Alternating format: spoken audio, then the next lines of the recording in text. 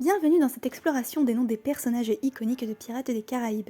Derrière chaque nom se cache une inspiration unique, qu'elle soit historique, littéraire ou même basée sur des mythes.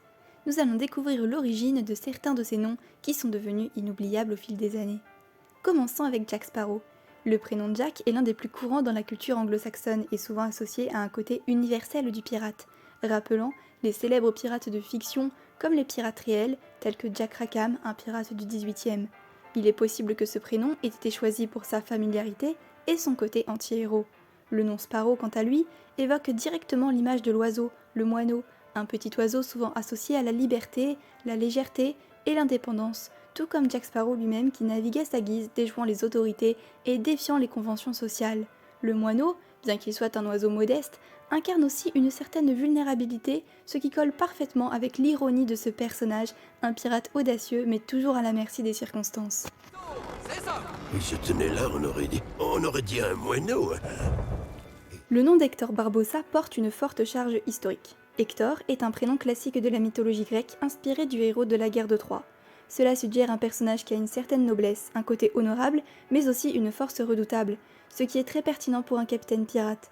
Quant au nom de famille Barbossa, il fait probablement référence au pirate Kher el-Din Barbarossa, un célèbre pirate ottoman du XVIe siècle. Le nom Barbossa pourrait donc être une référence à ce corsaire connu pour ses exploits sur les mers méditerranéennes et son influence sur l'histoire de la piraterie.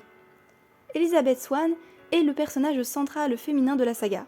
Son nom Elizabeth est un choix classique, signifiant Dieu est mon serment. Cela peut refléter la pureté et la détermination de son personnage au début de l'histoire. Le nom de famille Swan, quant à lui, fait référence au cygne, un oiseau élégant et majestueux. Le cygne est souvent symbole de beauté, de grâce et de transformation. Ce nom met en lumière l'évolution du personnage d'Elizabeth, qui passe d'une jeune aristocrate en quête de liberté à une pirate audacieuse capable de s'imposer dans un monde dominé par les hommes. Le cygne, bien qu'il commence sa vie dans l'eau comme un oiseau fragile, devient également un symbole de la résilience et de la capacité à s'adapter, tout comme Elizabeth. Les guides! Et que vont-ils voir? Une bande de rats effrayés à bord d'une vieille épave, non! Will Turner, le forgeron devenu pirate.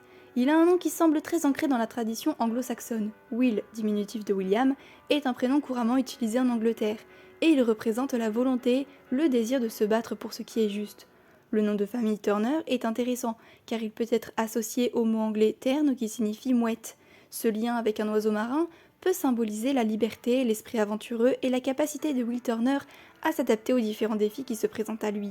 La mouette avec son vol libre au-dessus de la mer peut ainsi être perçue comme un reflet de l'évolution du personnage de Turner qui passe de simple forgeron à un pirate audacieux et déterminé. Davy Jones.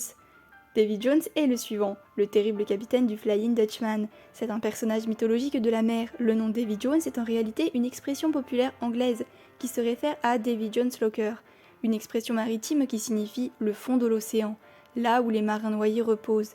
Dans le folklore, Davy Jones est un capitaine de légende qui détient l'âme des marins disparus, et l'image du personnage dans les films correspond parfaitement à cette légende. La création du personnage est donc une fusion entre cette mythologie maritime et l'idée du capitaine maudit dont le destin est lié à la mer. Le nom de James Norrington donne une impression de rigueur et de discipline. James, prénom classique intemporel, fait écho à la noblesse et à l'honneur, caractéristique du personnage qui est un officier de la marine britannique.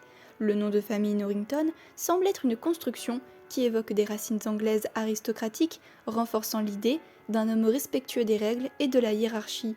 Sa trajectoire tout au long du film, de la loyauté aveugle à sa rédemption, est bien représentée par son nom, un peu comme une quête de retour à l'honneur après avoir été entraîné dans la tentation.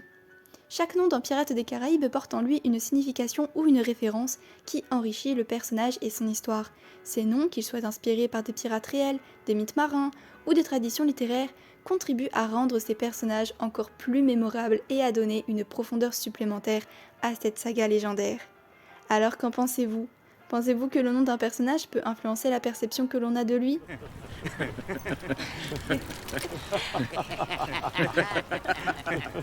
On a